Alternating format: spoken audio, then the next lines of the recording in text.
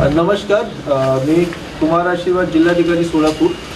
सर्वांना माहीत आहे की 20 नोव्हेंबरला परवा आमच्या सोलापूर जिल्ह्याने तसेच पूर्ण महाराष्ट्र राज्यामध्ये पोलिंग आहे। तर मी सर्व सोलापूरचे नागरिकांना मी आव्हान करतो की आपण आवर्जून मतदान केंद्रावर जाऊन आपले मतदान करावे।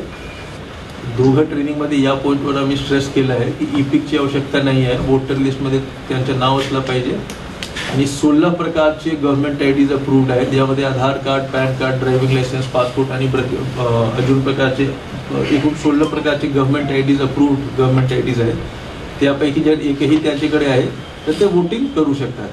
तर यावेळी त्या प्रकारचे हे येणार नाही। उद्या जेव्हा सर्व पार्टी डिस्पॅच होणार, डिस्पॅच सेंटर पासून जे मतदान केंद्रासाठी डिस्पॅच होणार, तर त्यावेळी सुद्धा आम्ही अनाऊन्स करत राहणार आणि त्यांना एक शेवटची ट्रेनिंग पण देणार उद्याच की ई-पिकवर इन्सिस्ट करायचे नाही।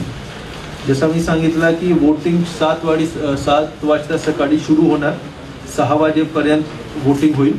6 वाजेपर्यंत आपण रांगमध्ये लागू शकतात आणि प्रत्येक प्रकारचे शोध मिनिमम फॅसिलिटीज आम्ही प्रोव्हाइड केलं आहे। तर हे सर्व माहिती होती आणि जिल्हाधिकारी म्हणून मी आव्हान करतो की सोलापूरचे सर्व नागरिक, प्रत्येक नागरिकने आवर्जून मतदान करून राष्ट्रीय हक्काचे कर्तव्य पार पाडावे। धन्यवाद।